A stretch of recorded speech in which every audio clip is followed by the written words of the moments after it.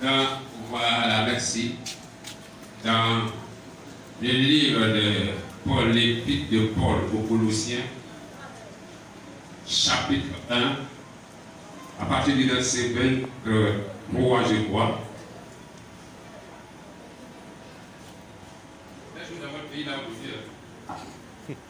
Colossiens chapitre 1, à partir du verset 24 jusqu'au verset 29. Oui, on va se tenir debout pour faire la lecture de la parole de Dieu. Colossiens chapitre 1, à partir du verset 24. Ok, je viens. Chapitre 1, à partir du verset 24. Je me réjouis maintenant dans mes souffrances pour vous. Et ce qui me manque aux souffrances de Christ. Yes. Je l'achève en ma chair, Yes. pour mon corps, pour son corps qui est l'Église. Yes. C'est tel que j'ai été fait ministre, selon la charge que Dieu m'a donnée, auprès de vous, afin que j'annonçasse pleinement la parole de Dieu, le mystère caché de tout temps et dans tous les âges m'est révélé maintenant à ses saints, à qui Dieu a voulu faire connaître quelle est la glorieuse richesse de ce mystère parmi les païens, savoir Christ en vous, l'espérance de la gloire. Alléluia. On va s'arrêter là. Alléluia. Seigneur, merci pour ta parole. Tu l'as bénie dans nos vies. Au nom de Jésus. Amen. Amen. Alléluia. On peut s'asseoir. Okay. Do you have your English version? Read verse 27 for me. Yes. Colossians chapter 1 verse 27. Yes. To them, Yeah. God has chosen to make known among the Gentiles Yes. the glorious riches of the mystery. The glorious riches. Of this mystery. Riches. Of this mystery. There is S at the end. Riches. Riches. Okay. Do you have another version there? Okay, read it for me. To whom God would make known what is the riches of the glory of this mystery. I have a problem here with the English version. What is? This is Kingdom Version. Yes, I know. Read it again. You don't see any mistakes there? Okay. Read it for me. To whom God would make known what is the riches. What is the riches? What is the subject of is? What is that subject? Riches of The riches. the glory. But what is? Why? Why he didn't put? Plural. Yeah. Riches is plural. But the verb, I don't understand why. Alléluia. Hein? Excusez-moi. Je suis ghanéen, je me suis trompé pour être ivoirien. Ça a connu ça. Je me suis trompé pour être ivoirien. Donc, si vous m'entendez parler anglais, vous n'en faites pas. Il n'y a pas de souci. Sinon, ma nationalité, c'est céleste. Alléluia. Donc ici, voici un peu notre texte que nous allons utiliser ce matin. Que Dieu m'a mis à cœur de partager avec vous. Qui parle de la chrétienté au niveau des païens. Parce que c'est nous qui, le plus souvent, ne comprenons pas le sens biblique du mot païen. Le païen, en son temps, tous ceux qui ne sont pas juifs sont des païens. Les juifs ne sont pas païens.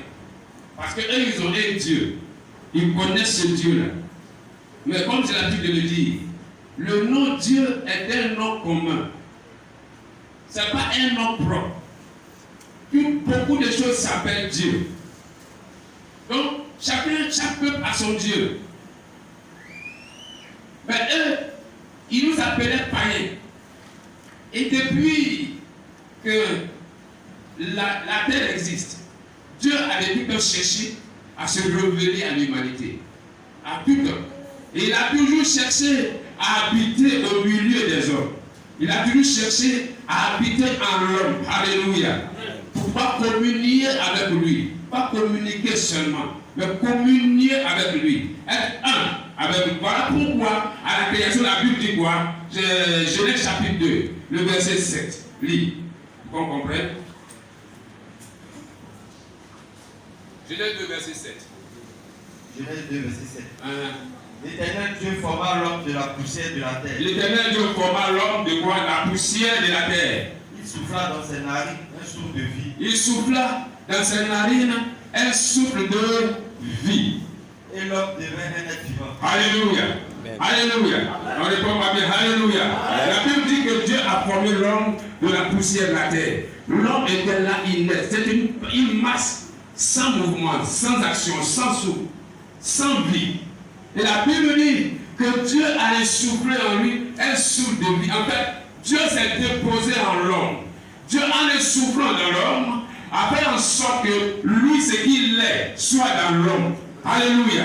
Sa nature, son caractère, son honneur, sa dignité, sa puissance, tout soit dans l'homme. Donc, où tu es assis là, quand on veut voir Dieu en temps normal, quand on te regarde agir, on devrait voir Dieu. Alléluia.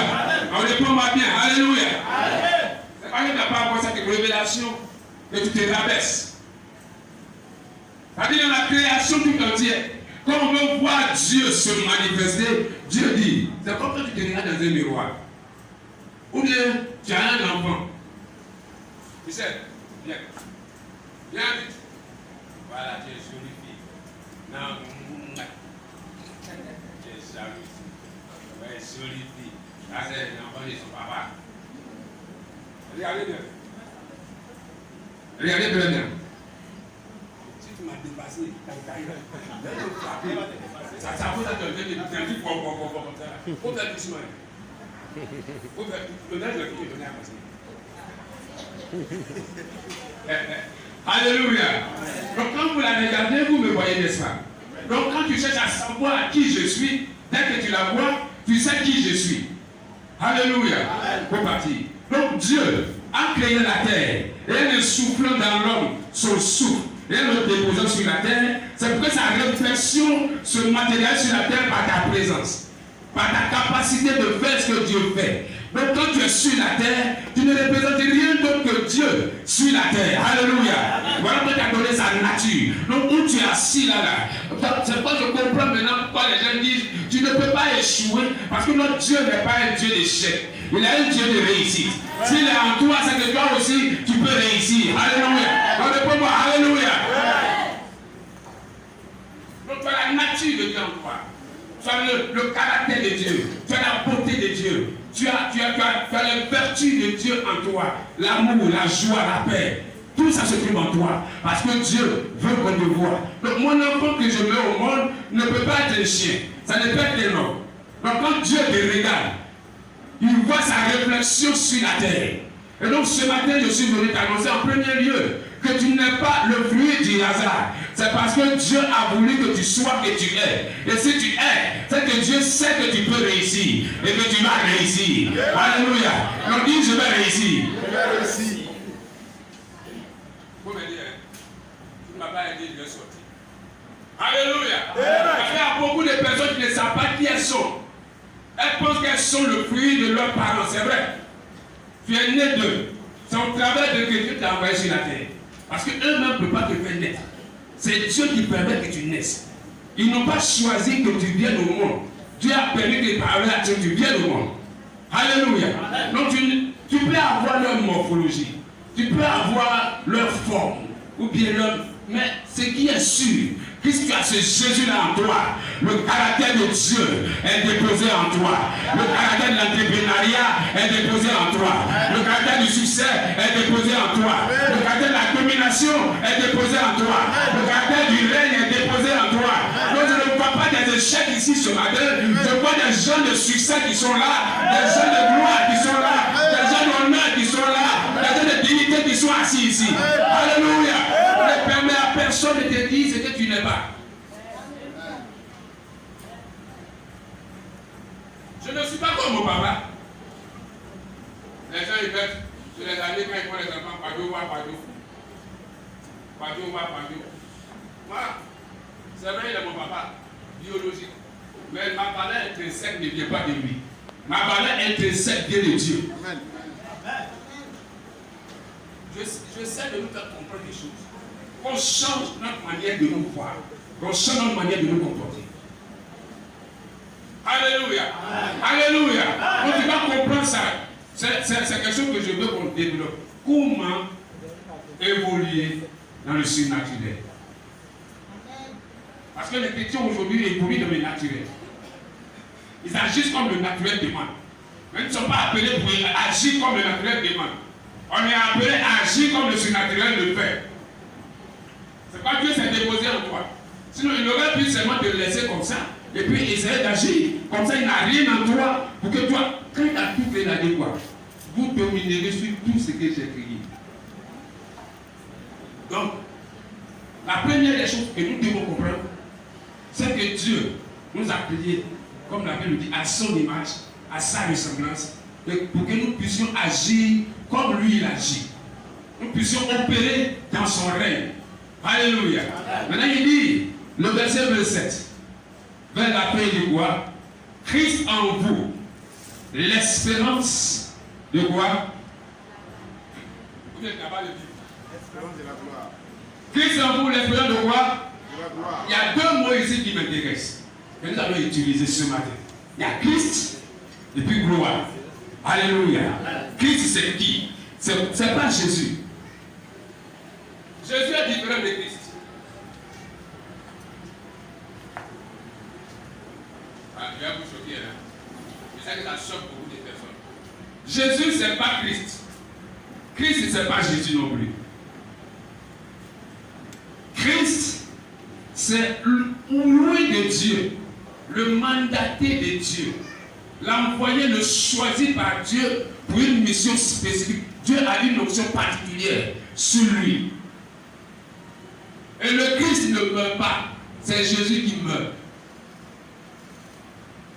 C'est ça qui allait vous choquer. Pardon, je ne vais pas vous mélanger.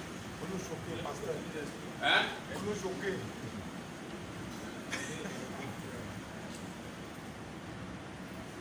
Jésus, c'est lui qui est descendu du ciel. Non, comment on appelle Christ. Mais Jésus est né d'une chair. Est-ce que vous pouvez comprendre? Et donc, ce Jésus-là n'a pas la capacité d'opérer sans le Christ, sans l'onction que Dieu lui confère.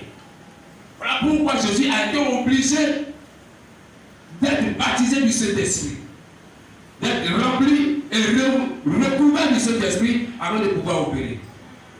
À partir de là, c'est le même Jésus là. C'est le Christ, le Pouet là, l'homme de miracle, l'homme de miracle extraordinaire. Parce qu'il y a un miracle et puis miracle. Il y a des miracles créatifs. Le miracle créatif, c'est quand la chose n'existe pas et puis on prie pourquoi ça apparaît. Imagine que je n'ai pas un doigt. On prie, mon doigt apparaît. Ça, c'est un miracle créatif. Ça n'a rien à voir avec les miracles ordinaires. Et c'est ce genre de Christ là que Dieu veut que nous soyons, que nous vivions à son image, nous vivions à sa ressemblance. C'est pas la vie de Christ en vous. Si Christ est en toi, la gloire de Dieu. Comme on parle de gloire, il y a deux mots, un mot hébreu et un mot grec. Je ne vais pas vous mélanger avec les mots hébreux et grecs.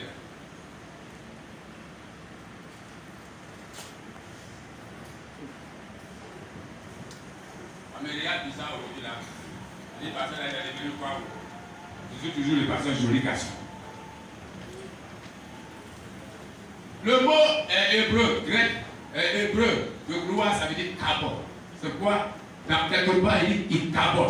C'est-à-dire la gloire est partie. Ça parle de gloire. Mais quand on parle de cette gloire-là, ça parle d'un poids, quelque chose qui est lourd, qui pèse, qu'on ne peut pas contenir comme ça. Il y a quelque chose dedans. Maintenant, le mot grec parle de doxa. Doxa, ça a à peu près la même définition. Mais ça parle de la réputation de quelqu'un. Ça parle de l'honneur de quelqu'un. Ça parle de la dignité de quelqu'un. Ça parle de l'autorité de quelqu'un. Ça parle de son pouvoir. Ça parle de tout son rayonnement autour de lui, ce qu'il est. Et quand il dit Christ en vous, l'espérance de la gloire, si avant tu n'as pas aucune réputation, quand Christ pénètre dans ta vie, alors la bonne réputation que tu n'avais pas, il te communique ça. Alléluia. Alléluia. Donc si tu as Jésus en Dieu va se manifester. Alléluia. Mais la gloire de Dieu n'est autre chose que l'atmosphère céleste sur la terre. Il y a trois niveaux de puissance que nous pouvons, dans lesquels on opère. Il y a la foi. Il y a l'onction. Mais ces deux-là sont faits pour la terre. On a besoin de la foi pour vivre sur la terre. Et nous, en tant que chrétiens, on a besoin de la foi pour opérer sur la terre.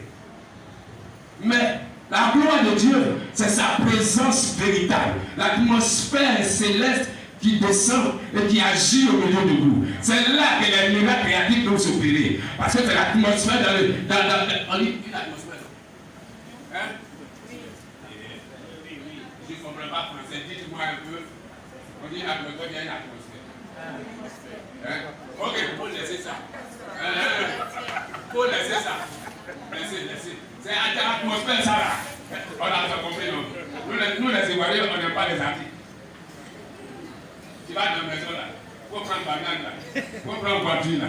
On ne connaît pas l'article, donc laissez-moi, je vais utiliser ça pour le moment. Non, c'est dans cette atmosphère-là que Dieu opère. Et quand cette atmosphère céleste ou surnaturelle descend dans le naturel est obligé de céder. S'il y a une maladie, la maladie est obligée de partir parce que le surnaturel est descendu. Et ce matin, je suis là pour t'annoncer que si tu as Jésus en toi, tu peux opérer dans ce surnaturel-là.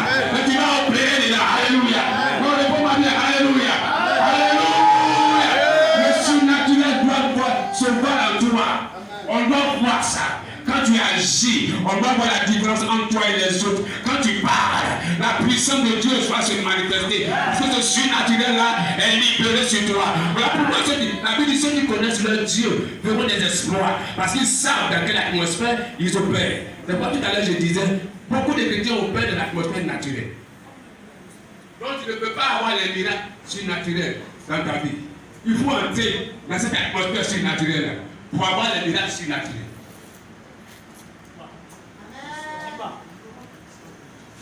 On me comprend bien?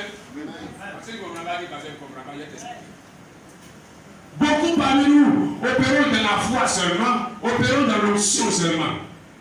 Mais l'atmosphère du ciel là, on n'a pas ça dans notre vie. Et ça, c'est dangereux. C'est cette atmosphère-là qui fait de toi une personne singulière, qui fait de toi une personne d'autorité dominante, qui fait que quand tu parles, l'atmosphère est obligée de céder, les démons sont obligés de céder. Parce que la présence de Dieu est là continuellement en toi au ciel. On n'aura pas besoin de l'onction là-bas. On n'a pas besoin de la foi là-bas, mais on va rester dans l'atmosphère, dans cette atmosphère céleste. Et Dieu veut qu'on vive ça. Présentement, on vive ça sur cette terre. Alléluia. Le Père dit Christ en vous, l'espérance et la gloire. Si Christ est en toi, la gloire céleste va se manifester en toi. Mais ce matin, si tu n'as pas Jésus, je t'invite à accepter. Si tu l'as accepté aussi, que tu ne vis pas dans cette atmosphère-là, je t'invite à faire la transition pour aller dans cette atmosphère. Les chrétiens sont devenus des personnes communes comme tout le monde. À qui on peut faire n'importe quelle partie, puis il va arriver. Il y a des gens à qui il ne faut pas toucher. Tu as touché, l'atmosphère là va te toucher. C'est quoi la Bible dit? Ne touchez pas avec moi. L'atmosphère là, si tu as touché à ça, ça va te tuer. Mais dans quelle atmosphère tu vis? Dans l'atmosphère céleste, on ne voit pas de possibilités. On voit tout est possible.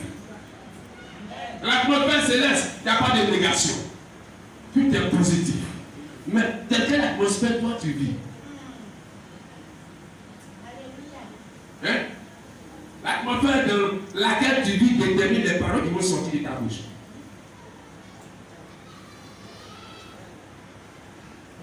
Alléluia. Amen. Alléluia. Amen. Ça c'est l'introduction. Dimanche prochain, on va continuer. On a peut-être 1 mois ou 2 mois pour traiter ça. Parce qu'on doit opérer dans cette atmosphère. Dis, je dois opérer dans cette atmosphère. Alléluia. Je dis, tu dois opérer dans cette atmosphère-là. C'est-à-dire, tu peux t'asseoir ici, parler et la chose va s'accomplir là où tu veux qu'elle s'accomplisse. Dans l'atmosphère spirituelle, céleste, il n'y a pas de distance. Les lois naturelles se soumettent de façon évidente à cette atmosphère-là. Aucune loi naturelle ne peut résister à l'atmosphère céleste. Voilà pourquoi Marie qui ne connaissait pas d'homme, quand l'atmosphère céleste est descendue sur sa vie, elle a été capable de concevoir, sans connaître un garçon. Et l'atmosphère céleste transforme les choses impossibles en possibilités. Voilà pourquoi Abraham et Sarah, Abraham a 100 ans, Sarah a 90 ans, ils ont pu construire. Dieu, l'atmosphère a créé de nouveaux organes vivants dans leur corps et ils étaient capables de se reproduire. Ils ne vivaient pas dans notre atmosphère. Ils vivaient dans notre atmosphère avec l'atmosphère céleste. Voilà pourquoi Dieu, Moïse a dit à Dieu, c'est vrai, tu m'as appelé, non? Tu as fait beaucoup de miracles, j'ai vu. Mais moi, je veux voir. Ce que tu es en réalité, vrai, je veux te voir. Dieu dit non. Je ne veux pas te montrer ça là.